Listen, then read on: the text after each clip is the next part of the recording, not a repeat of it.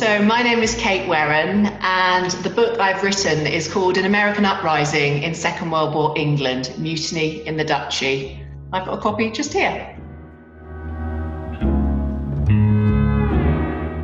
So the book started with one of my dad's legendary war stories. So he was a man born just before the Second World War, and his family moved to Launceston just after it finished. And the talk of the town was a shooting in Launceston, which had enthralled the town.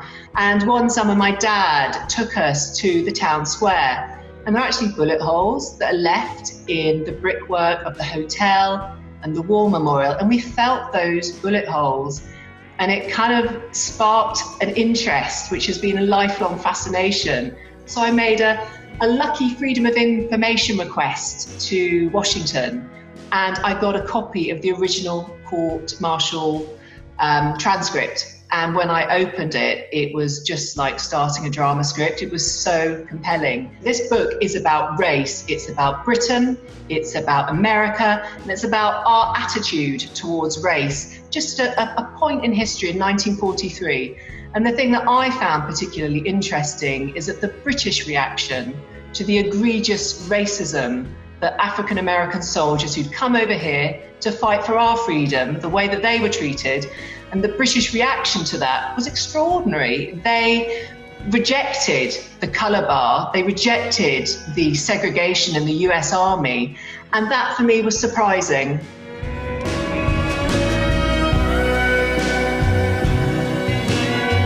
Although ruling an empire upon which the sun never set, there were surprisingly few Black British people in the United Kingdom at the start of the Second World War. The population was around 15,000. And in Cornwall, I think it was very rare. There was a mine near Penzance, which had a history of recruiting African miners, actually. But generally, they'd never seen African American, well, definitely not African American soldiers. And it was a surprising reaction. I think there are stories that the white American GIs who came ahead told stories about what the black soldiers who were following them would be like. They told Americans there, they told the British people rather, that they would have tails, that they couldn't speak, they would bark. And so the British were very befuddled by this whole difference in approach to the soldiers that the soldiers had towards their own fellow countrymen, and it confused the British people. But then when they got to know these very nice, jolly African-American soldiers who came over, who were generous with their rations, they were generous with their cigarettes, and they're incredibly polite, they kind of won their hearts. And there's some really nice stories from Cornwall, especially of publicans who had notices outside their pubs saying that the pub was reserved for the use of Englishmen and African-American soldiers, but the white soldiers would have to go elsewhere. That was the kind of response that the British people had to these soldiers who they'd never encountered before.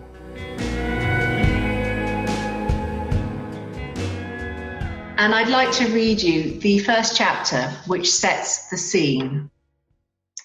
October 1943 would go on to be the mildest of its kind in Britain for more than a decade. Moderate, wet, and mainly dull, according to the Met Office's monthly summary. However, the forecast was anything but.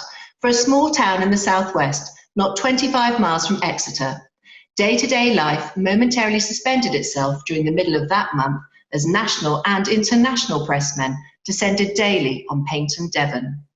For 72 hours they came, seeking the Victorian seaside resort's wood-panelled police court, to report a sensational trial that would lead front pages on both sides of the Atlantic.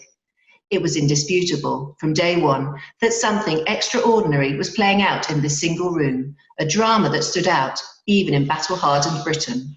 A mishmash of desperately sought victories, kaleidoscopic morals, and shifting social dreams was as real and rich a national framework around what was about to commence as the more tangible, colourful beach huts and golden sands belonging to Paignton, jewel of the English Riviera, where the stage was now set. At 9:30 a.m. on the 15th of October 1943, nearly 3 hours after blackout restrictions lifted, The Victorian courtroom in the upstairs of Paynton Palace Avenue's police station was full. Usually it was a police court, but for the time being it had been commandeered by the Americans. Their purpose? A court-martial. American soldiers were about to be tried by an American court operating under American military law for crimes committed on Shakespeare's Sceptred Isle. It was an extraordinary situation.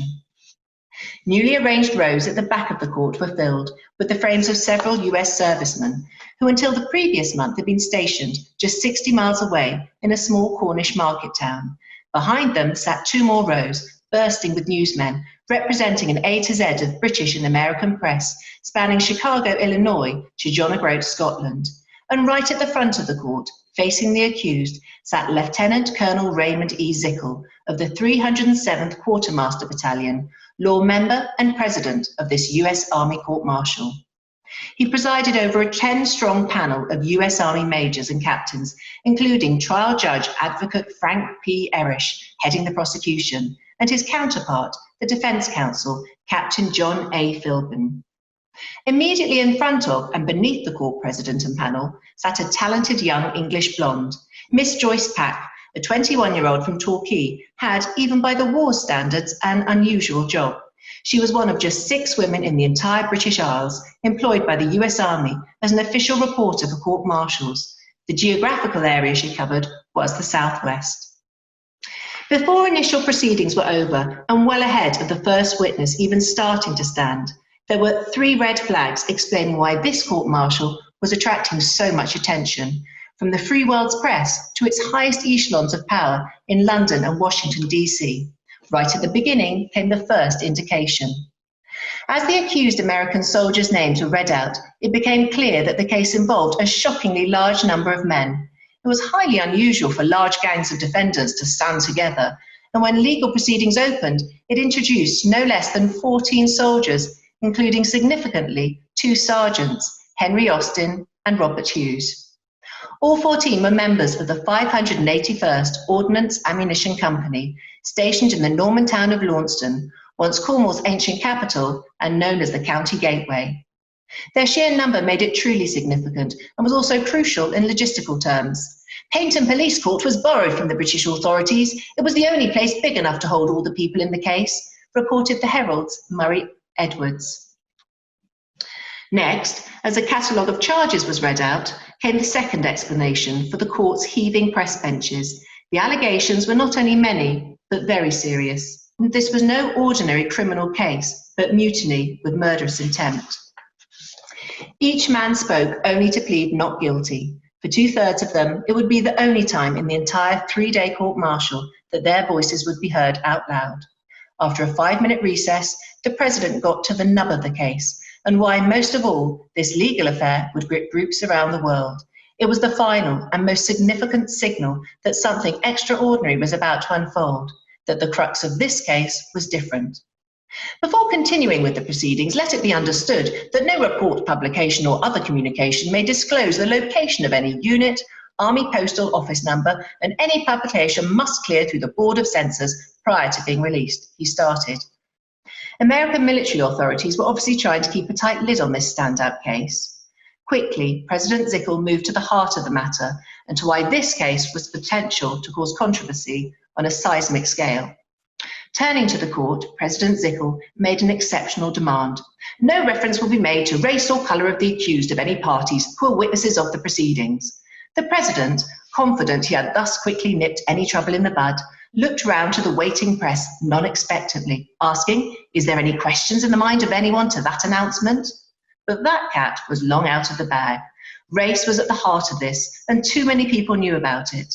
The President had asked the impossible, and the British press was not about to let him get away with it. That instant, one of the press representatives stood and said, "Yes, sir, it has already been announced in the newspapers that the accused are coloured," read the court transcript. The President said there will be no further announcement with regard thereto. His concession was critical. For the first time, details of this case could be reported in the United States of America, home to the accused, who happened to be African-American servicemen. Their race was at the heart of the controversy, and to be able to write about it was a breakthrough. For weeks, American newsmen had tried to file their copy to no avail. Banned from publishing details in the United States, this press challenge and victory in the courtroom meant news, long out in Britain, would get across the pond, albeit under the beady eye of the Board of Censors, and at great personal and professional cost to those whose bylines did make it into print. Effectively, the British press had forced the hand of President Zickel, setting the stage for a trial that would enthrall the nation, publicly expose the climate of racial intolerance bred by US soldiers, and a surprising British reaction to it. Ultimately, it was to shed light on two not-so-special relationships, both Anglo-American and American/African-American. Moments after the case was thrown open to the public, trial judge advocate Frank P. Erish stood up. The prosecutor was ready to start by calling his first witness. The game was on.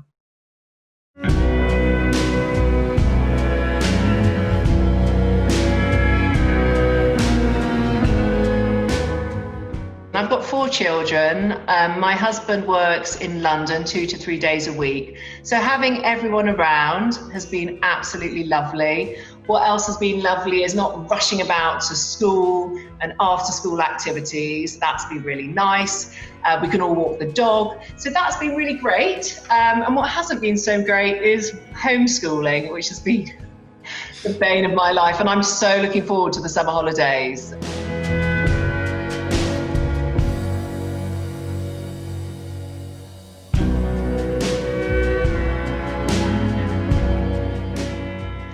Cornwall makes me think of family. It makes me think of happy times.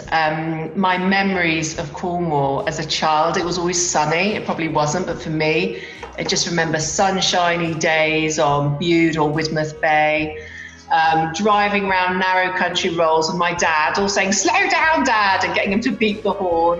But my favourite time of year is Easter in Cornwall, because you always have a little bit of sunshine. It's not too busy, and for me, it's family, it's magic, it's home.